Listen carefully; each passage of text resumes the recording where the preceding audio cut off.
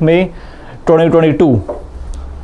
So please feel free to post any comment in the comment box. Feel free to post any queries and we'll be here to answer all the queries. Now, an important article about the Gyanvapi Mosque has surfaced the news articles, and recently, yesterday, Supreme Court of India has said that in the video inspection, it is being claimed that in Gyanvapi Mosque, shivling structure is being found at the ebullition tank. So a tank, ebullition tank for washing, etc. It is being claimed that a shivling structure is lying underneath the water. Now, this report has come after the video inspection by the team, and Supreme Court has said in its statement to secure shivling area in Gyanvapi Mosque, and all the security personals are being posted there. And at the same time, Supreme Court has said that we are not disturbing anything but holding everything in balance. That means Muslims would not be restricted from accessing the Gyanvapi Mosque to offer namaz or perform religious observations, however in limited manner. But then their right to access the mosque and to perform namaz is still there, and the Supreme Court has tried to balance the belief, the relief till the next date of hearing comes. At the same time, Advocate Commissioner Ajay Kumar Mishra, who was to do the video inspection, has been removed from the panel, possibly because of the alleged leaking of the information to the media. Now, under this background, we need to understand what is the case and which all acts govern this case. Now, the act which is in the issue is the Religious Practices, the Places of Worship Act of 1991, and it is being said that any structure of worship, any place of worship would not be changed, would not be altered by any other religious community. For example, if it is a Muslim religious place, it cannot be used for, or it cannot be transformed or replaced to a Hindu worship place. And it is the Act of 1991, also called as Places of Worship Special Protection Act 1991. Now, it says that any place of worship which is being worshipped by its followers since 15th of August 1947, its status quo has to be maintained and it cannot be converted or replaced by any other religious community. In this sense, it enforces the secularism in India. As the trial judges also ordered that such inquiry into the Gyanvapi Mosque actually violates the Places of Worship Act of 1991, which mandates that you cannot tinker with any place of worship which has been and where worship has been performed as on August 15, 1947, right? So you cannot change the nature of the place, you cannot change the nature of the worship which is being performed since August 15, 1947, and such religious places are being protected by the Religious Places Act of 1991, Places of Worship Act 1991, correct. So at the same time, a mere claim of historical wrong, that it is being claimed that Aurangzeb actually destroyed the temple, and it was a Vishweshwar temple, it was being destroyed by Aurangzeb, and then he built a mosque over that, also called as Gyanvapi Mosque today. But then such historical wrongs or such claims over the historical wrongs cannot be the basis for changing the nature of a place of worship. It is very much clear in this act that any historic wrong cannot be actually used for actually claiming the place of worship. And in this sense, the protection of places of worship was a constitutional guarantee. Now,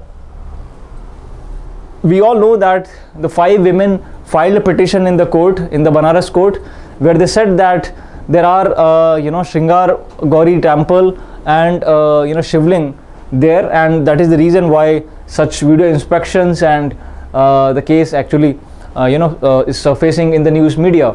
Gyanvapi Mosque. Now it was an interesting article in the Gyanvapi and the Places of Worship Act.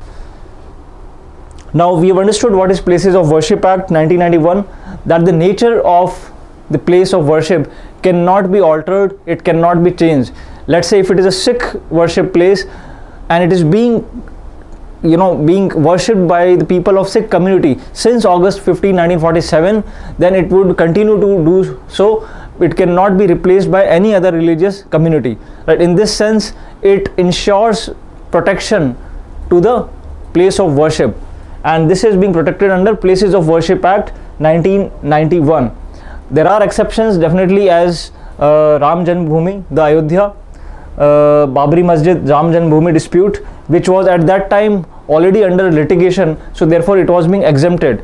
It was being exempted from the Places of Worship Act 1991. In this sense, the Act says that no person shall convert any place of worship or any religious denomination into one of a different denomination or section. मतलब कि आप you cannot change the denomination, the religious denomination of that place. It contains a declaration that a place of worship shall continue to be as it was on August 15, 1947, and in this sense it prohibits any legal proceedings from being instituted regarding the character of a place of worship. So you cannot change the nature or character of a place of worship. Now, if the question is being asked that in which all cases this law is not applicable, so the first is that you cannot apply this law over any ancient or historical monuments. For example, Taj Mahal. Taj Mahal is an ancient or historical monument, so the Places of Worship Act of 1991 cannot be applied over the historical and ancient monuments which are being protected by Ancient Monuments and Archaeological Sites and Remains Act 1958. At the same time, it will also not apply to any suit that has been finally settled or disposed of, right? So in this sense, this is an interesting article. We'll just go through it. The Places of Worship Special Provisions Act 1991, which was enacted to freeze the status of all the places of worship in the country as on 15th August 1947. मतलब कि जिस दिन हम independent हुए थे उस दिन जो रिलीजियस प्लेसेस का स्टेटस था, भले वो मुस्लिम रिलीजियस प्लेस हो, हिंदू हो, सिख हो, उनका स्टेटस फ्रीज हो जाएगा, उनका स्टेटस मेंटेन हो रहेगा. It can not be altered, right, as per the places of worship act 1991. But Vishwa Hindu परिषद VHP कह रहा है कि 15 अगस्त 1947 मतलब आज़ादी के समय से अब तक जो है Hindus were also worshipping at Gyanvapi mosque. And in fact they are saying that Gyanvapi is a Sanskrit word. Gyan means knowledge and Vapi means the center of the knowledge, right? So in this sense they say that Gyanvapi is a Sanskrit word and Hindus are worshipping since the independence of the country to some part of Gyanvapi Mosque. So in this sense they say that Places of Worship Act 1991 would not apply, should not derail any investigation process, and they are quite confident about the same. Now, the law was enacted to freeze the status of all the places of worship in the country as on August 15, 1947, except the Babri Masjid Ram Janmabhoomi. ठीक है, because ये already under litigation था. So I hope we are clear till this. Now the challenge to the act questions the legality of the prohibition it imposes on any community laying claim to the places of worship of another.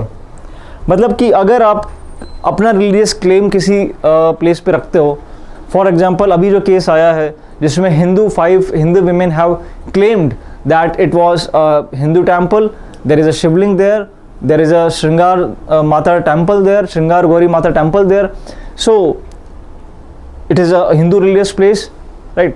But this act do not allow such claims because it is being protected by the Places of Worship Act 1991. On the other hand, although VHP is saying that Hindus are worshipping since independence, so the investigation must go on.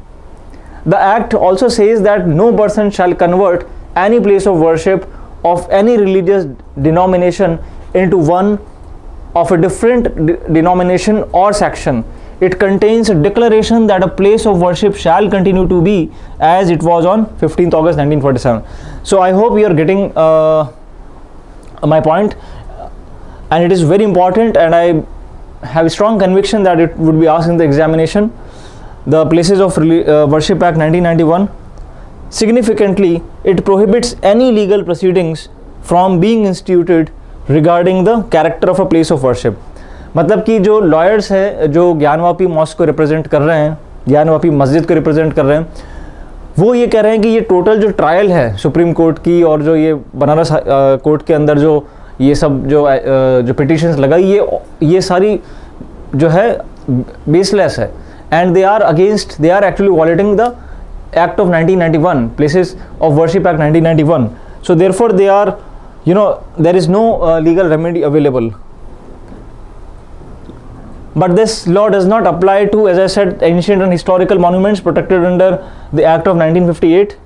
It does not apply to any suit that has been finally settled or disposed of, any dispute that has been settled by the parties before the 1991 Act came into force, or to the conversion of any place that took place by acquiescence. मतलब कि कोई भी place अगर convert हो जाती है, religious place अगर convert हो जाती है, अगर if you are just by acquiescence, that means आप अगर मौन वक्ता रहते हो, if you are actually have not raising your voice, if you are mute spectator, that is called as acquiescence. Exception was also Ram Janmabhoomi Babri Masjid dispute, because that was under litigation. At the same time, the punishment was of 3 years and a fine, plus those who abet or participate in a criminal conspiracy to commit this offense will also get the same punishment. Now this is the summary of the newspaper article which surfaced in the Hindu today about Gyanvapi Mosque case. Now in its final verdict on the Ayodhya dispute, the Supreme Court had observed that the Act imposes a non-degradable obligation towards enforcing our commitment to secularism. That means जो Places of Worship Act 1991 है, it actually is imposing a non-derogable obligation towards enforcing our commitment to secularism. तो इससे ये आपका जो commitment to secularism है वो enforce होता है, क्योंकि जो रिलीजियस प्लेसेस है they are being protected, they are being secured, उनको कोई दूसरी रिलीजियस जो डिनोमिनेशन है वो कन्वर्ट नहीं कर सकती, रिप्लेस नहीं कर सकती. So in this sense it strengthens the secularism in India. At the same time, the Supreme Court in Ayodhya case also said that non-retrogression is a foundational feature of the fundamental constitutional principles of which secularism is a core component. Now guys, the doctrine of non-retrogression, it means that the process of returning to an earlier state, typically a worse one, right? So it sets forth that the state should not take measures or steps that deliberately led to retrogression on the enjoyment of rights, either under the constitution or otherwise. So non-retrogression is a fundamental feature of fundamental constitutional principles, जिसका secularism is a core component. तो आप मतलब retrograde नहीं आ सकते हो, and doctrine of non-retrogression is one of the foundational feature of the constitution.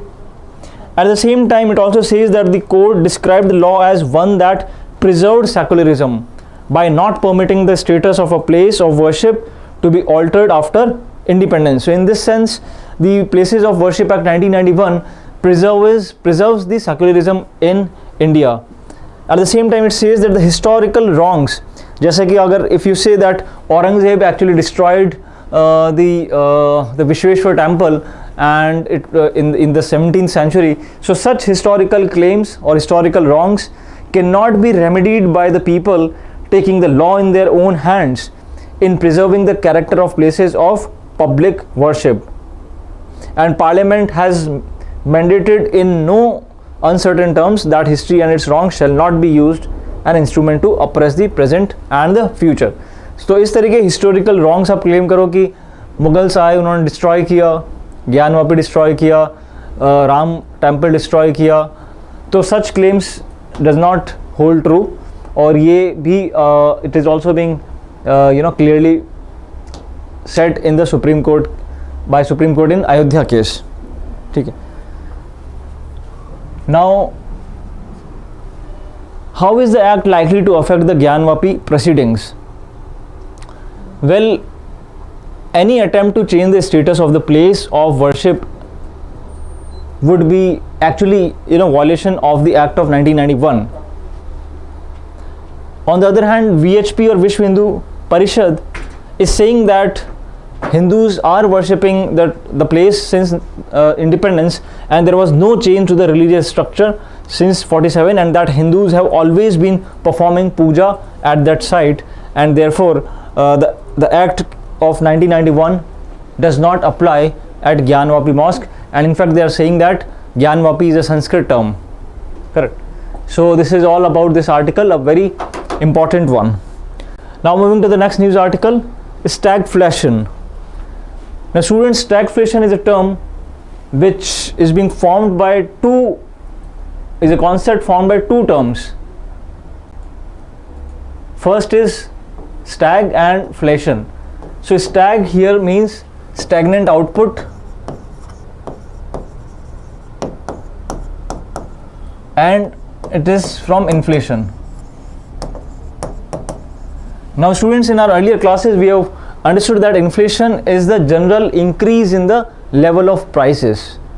It generally happens that when money supply is high in the market, and it generally happens when the income levels are high,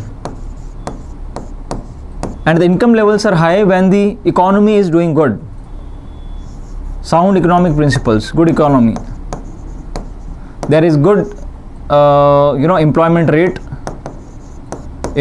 rate is high, the income levels are high, and when the income levels are high, the money supply is high, the demands are increased. जब आपके पास ज़्यादा पैसा होगा तो definitely आपकी demand ज़्यादा होगी. But if supply is not meeting the increase demand, that means there is supply constraint,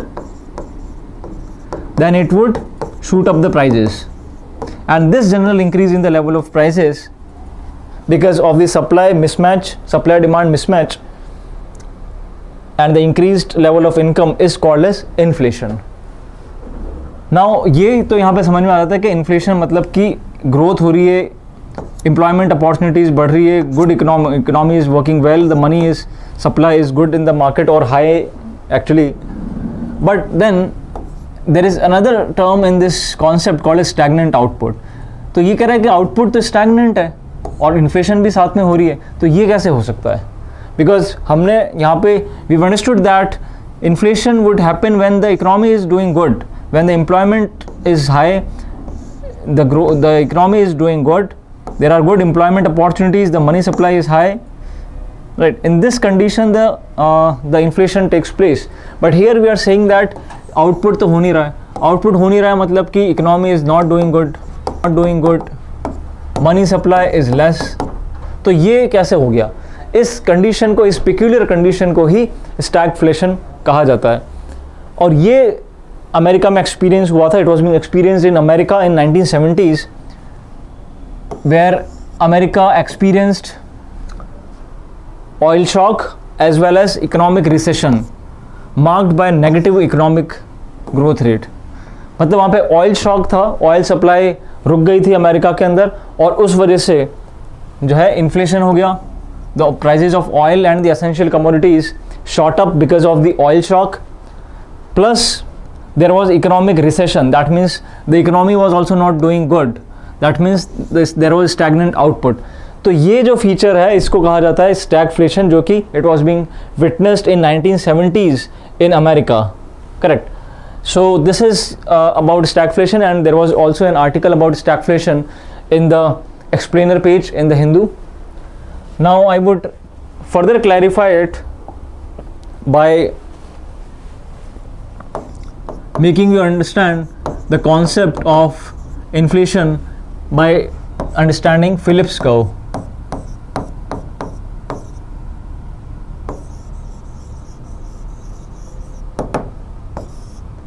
So Phillips curve says that the rate of inflation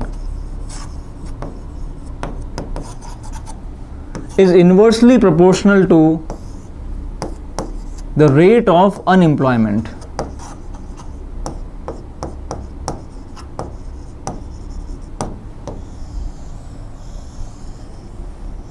So the rate of inflation is inversely proportional to the rate of unemployment. Let us understand this. That means if the inflation would rise, the unemployment would decrease, right? Because they are inversely proportional. Or I can say that employment would increase, right? Unemployment घटेगा मतलब क्या? Employment बढ़ेगा, right? It is one and the same.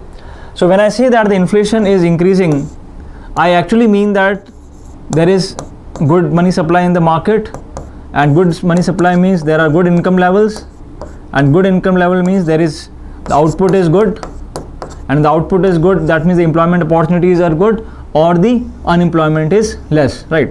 So in this sense, inflation and unemployment are inversely proportional, and this is being represented by a curve called as Phillips curve. So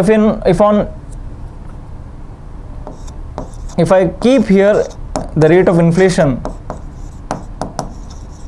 and here the rate of unemployment, I'll get a parabolic curve, and this is called as the Phillips curve. This actually shows the inverse relationship between the rate of inflation and the rate of unemployment. ठीक है, तो inflation अगर बढ़ रही है तो unemployment कम हो रहा है, और अगर मैं इसको ऐसे भी कह सकता हूँ कि inflation, if let's say the inflation is less, that means there is a less money supply in the market. Money supply कम है मतलब पैसे से पैसे कम बनेगा, that means the money multiplier is actually dampening, it is weekend.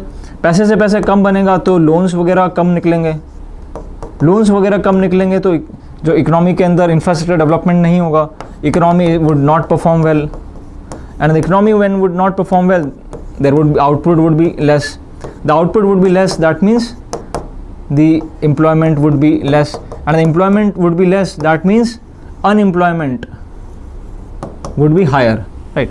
तो ये होता है basic Phillips curve, which shows us the inverse relationship between the rate of inflation and the rate of unemployment. I hope it is clear. Very very important guys, Phillips curve. But अब stagflation के अंदर तो हमने ये देखा, in stagflation we have seen stagflation as a concept. We have seen that inflation is increasing, and at the same time the unemployment is also increasing, or the output is decreasing. तो ये तो Phillips curve को wallet कर रहा है stagflation. और ऐसी ही situation US में हुई थी 1970s के अंदर, जहाँ पे उनको oil shock, they experienced oil shock, that means the oil supply restraint was there, and this actually led to shooting up of the prices, oil prices increase हुई, प्लस इकोनॉमिक डिप्रेशन था वहाँ पे, economic recession. इस वजह से GDP was not performing well in spite of high prices, in spite of good money supply. So therefore this phenomenon actually surfaced in the news in 1970s in United States of America. तो जो हमने Phillips curve की बात करी थी वो normal जो traditional economists हैं, जो केनीसियन इकोनॉमिस्ट्स हैं, वो उस फिलॉसफी को के ऊपर बात करते हैं, right? So I hope we are clear with the two slides that we just discussed, inflation and how it is related to unemployment, and then we try to understand stagflation. Now coming to our slide, stagnant economic output and high price inflation. तो ये stagflation के अंदर होता है. Inflation मतलब prices general, there is a general increase in the level of prices. At the same time, the GDP is not performing good. There is low GDP, higher rate of unemployment is there, and in this sense, it is violating the Phillips curve. क्योंकि Phillips curve कहता है कि अगर inflation ज़्यादा है तो unemployment कम होगा, पर यहाँ पे हम देख रहे हैं कि unemployment भी ज़्यादा है और inflation भी ज़्यादा है, right? So in this sense, it is violating the Phillips curve, but then it is a peculiar phenomenon which was witnessed in America in 1970s. There was a recession in most of the economic activities, plus the poor implementation of the government policies. We already understood Phillips curve, right? So this is how Phillips curve looks like on the screen.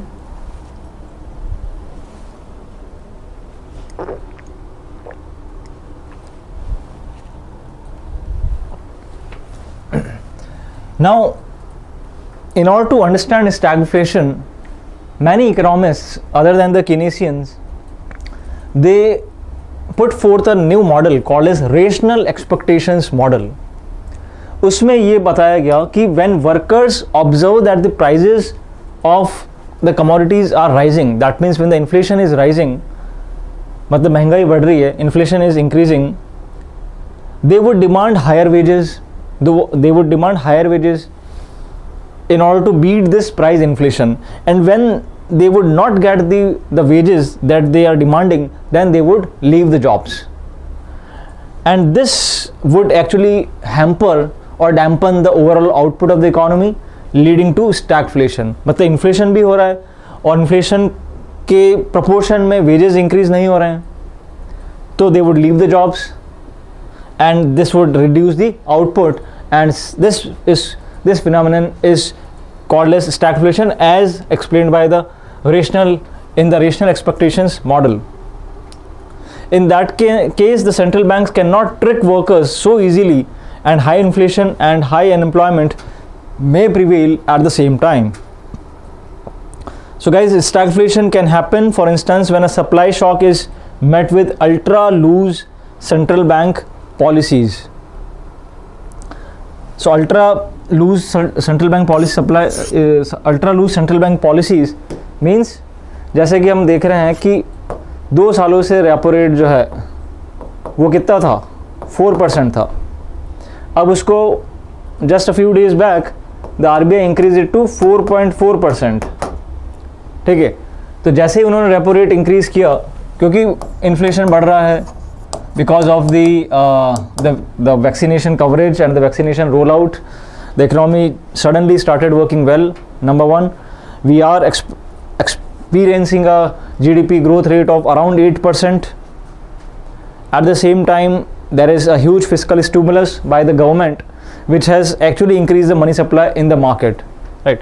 So there are inflation levels very high, and they are crossing the tolerance limit of 6% as mandated by MPC. Abhi, if I talk about the inflation, if I talk about the CPI inflation, it is around 8%, which is very, very high, even above the upper tolerance limit as mandated by MPC. अब इसको control करने के लिए RBI increased the repo rate from 4 to 4.4%. As you know that repo rate is a rate at which the commercial banks borrow money from RBI.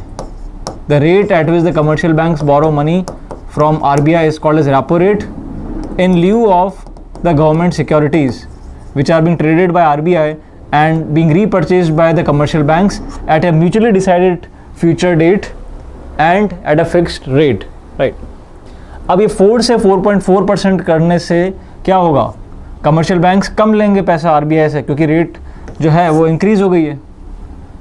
The rate at which they were borrowing the money from the RBI has been increased, so they would borrow less from RBI, and when they would borrow less, it would dampen the money supply, it would reduce the money supply, और money supply market में कम होगी तो पैसे से पैसा कम बनेगा. That means money multiplier effect would be reduced, the loans जो है मार्केट में कम हो जाएंगे, और इस वजह से जो एक्सेस मनी जो है मार्केट में वो एब्जॉर्ब करेगा RBI.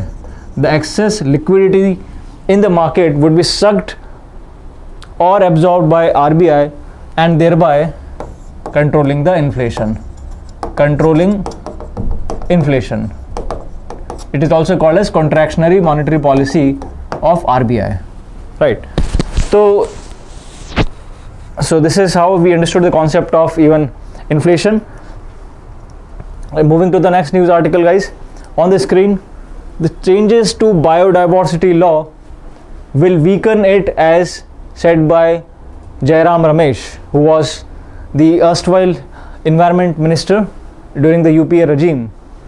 Now Indian government there is a bill which was being under consideration by the Joint Parliamentary Committee, JPC.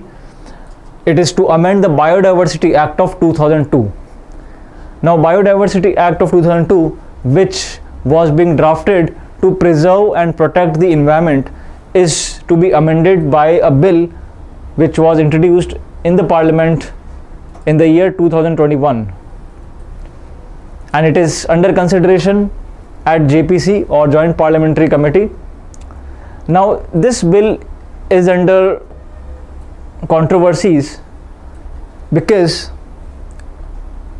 it has given an exception to Ayush practitioners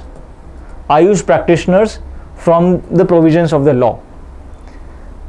देखिए इसका major जो intention है इस bill का, क्योंकि अभी ये बिल ही है, ये एक्ट नहीं बना है, कि जो डोमेस्टिक मैन्युफैक्चरर्स हैं, ये जो डोमेस्टिक इंडस्ट्री है, उनको बूस्टअप किया जाए, और जो फॉरेन इन्वेस्टमेंट है बायोडाइवर्सिटी सेक्टर के अंदर उसको इंक्रीज़ किया जाए, रिसर्च डेवलपमेंट किया जाए. So this is the basic intention behind this law. कई चीज़ों को ये डीक्रिमिनलाइज भी कर रहा है. साथ में इन्होंने एक एग्जेम्पशन दे दिया है आयुष प्रैक्टिशनर्स को. आयुष मीन्स जो आयुर्वेदा, यूनानी और ये जो सिद्ध, होम्योपैथी, इनके जो योगा, इनके जो प्रैक्टिशनर्स हैं, they can access the biodiversity resources. So in this sense it has simplified the compliance requirements for domestic companies. पहले बहुत ज़्यादा कंप्लायंस रिक्वायरमेंट्स होती थी, डोमेस्टिक कंपनी हो या फॉरेन कंपनी हो. अब इन्होंने जो डोमेस्टिक कंपनीज है उनके लिए ये जो बर्डन है, कंप्लायंस बर्डन, उसको कम कर दिया है. But ministry of environment and climate change is drawing a distinction between a registered Ayush practitioners and the companies. मतलब कंपनीज के लिए अभी भी जो कंप्लायंस बर्डन है वो हाई है, बट आयुष को एग्जेम्प्ट किया गया है, आयुष प्रैक्टिशनर्स को. बट ये they are actually ignoring the fact that many AYUSH practitioners may have indirect links to various companies, right? They may have indirect links or informal links with collective, that means family or otherwise, and which may or may not have a company structure. तो उनके कई Ayush practitioners के indirect और informal links भी होते हैं company से, right? तो although you have exempted, the government has in the bill exempted the Ayush practitioners to boost the domestic traditional companies in accessing the biodiversity resources, but then they have failed to actually identify the fact that they may have indirect or informal links with the companies. So in this article we'll be understanding this issue. As I said that the Ayush practitioners are given an exemption from the provisions of the law. Now the bill amends the Biodiversity Act of 2002. तो अब ये पूछा जा सकता है कि Biodiversity Act कब आया था? तो it was in the year 2002 and its objective was to simplify the compliance requirements for domestic companies. जो बिल अभी जो आया है 2021 के अंदर, it is actually amending the Biodiversity Act of 2002 and its objective is to simplify the compliance requirements for the domestic companies. Now the 2002 Act imposes a heavy compliance burden on Indian medicine practitioners. तो ये जो act था Biodiversity Act 2002, it was actually imposing a very heavy compliance burden, and the amendments seek to decriminalize certain provisions and bring more foreign investments. तो ये जो bill है अभी 2021 का, Biodiversity Amendment Bill 2021. It is actually seeking to decriminalize certain provisions and bringing more foreign investments. तो ये इसका objective है कि कई जो पहले क्राइम ऑफेंसेस की कैटेगरी में थे उनको डीक्रिमिनलाइज करना, नंबर 1. नंबर 2, फॉरेन इन्वेस्टमेंट्स को बूस्टअप करना और जो कंप्लायंस बर्डन है उसको कम करना, राइट.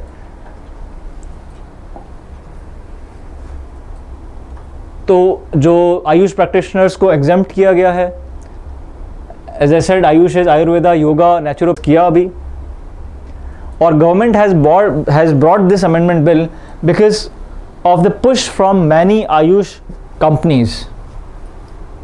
अभी ये 2016 में स्टूडेंट्स एक केस भी हुआ था जिसमें Uttarakhand biodiversity board had sent notice to Divya pharmacy, जो कि स्वामी रामदेव एंड आचार्य बालकृष्ण की है. तो उनको एक नोटिस मिला था जिसमें वो जो हिमालय और जो उत्तराखंड के अंदर जो नेचुरल रिसोर्सेज को एक्सेस कर रहे थे to prepare their Ayurvedic formulations, उनको ऊपर एक नोटिस दिया गया. And because they didn't intimated the board and that it was liable to pay an access and benefit sharing fee. तो ये बोला गया कि दिव्या फार्मेसी को कुछ बेनिफिट शेयरिंग फीस या एक्सेस फीस देनी पड़ेगी बोर्ड को, right. And the Divya Pharmacy company had unsuccessfully challenged the board's notice, right, although it's a trust. Now Mr. Ramesh also sounded an alarm on the distinction made in the law between cultivated biodiversity and forest based biodiversity. So इसके अंदर distinction किया है. cultivated biodiversity मतलब जो man made जो है zones है biodiversity के, और forest based biodiversity. Now, multiple provisions of the bill are aimed at diluting the authority of the NBA. NBA is a central body, National Biodiversity Authority, or its approval is required only at the time of commercialization of the patent. मतलब जब patent आप commercialise करते हो, कोई भी आपने let's say roots या herbs वगैरह आपने वहाँ से एक्सप्लोर करी और then you want to patent it, right. जब कमर्शियल पेटेंट होता है तब जाके एनबीए से अप्रूवल लेना होता है, and not at the time of application of the patent, correct. अब बायोडाइवर्सिटी अमेंडमेंट बिल जो कि हमने we already discuss, it would be decriminalising certain provisions and will bring more foreign investments in the chain of biological resources. So the key points, तो bill जो है it looks to relax many provisions of the biodiversity act of 2002. As 2002 Act imposed heavy compliance burden on Indian medicine practitioners, seed sector, industry and researchers, and made it hard to conduct collaborative research and investments.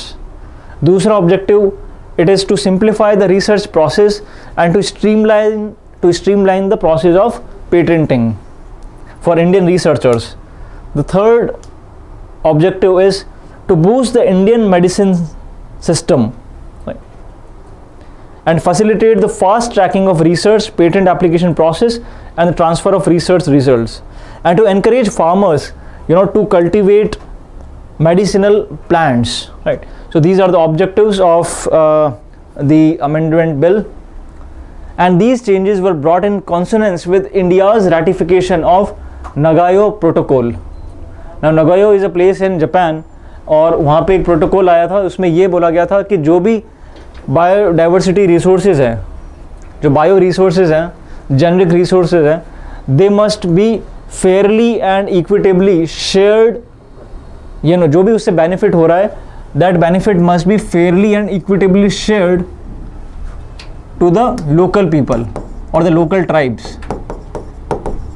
Let's say western Ghats के वहाँ पे कुछ biodiversity Jones हैं और वहाँ पे कोई भी हर्ब्स वगैरह के ऊपर आप फॉर्मुलेशन कर रहे हो, उनके जेनरिक रिसोर्सेज जो भी है उनके ऊपर आप एक्सप्लोरेशन कर रहे हो, तो जो भी बेनिफिट जनरेट होगा that should be equitably shared between the local tribes. ये नगायो प्रोटोकॉल कहता है और ये फॉलो करना चाहिए, right.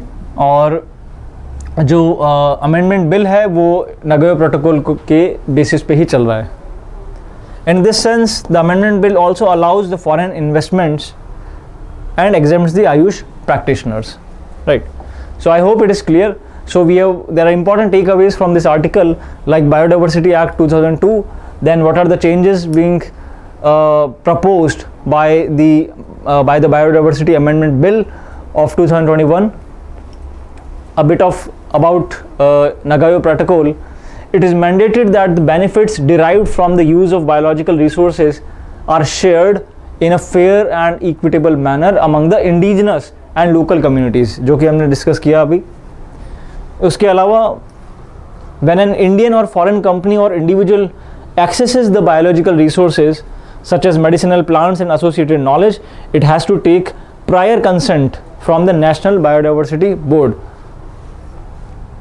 The board can impose a benefit sharing fees or royalty or impose the conditions so that the company shares the monetary benefit from the commercial utilization of these resources with local people.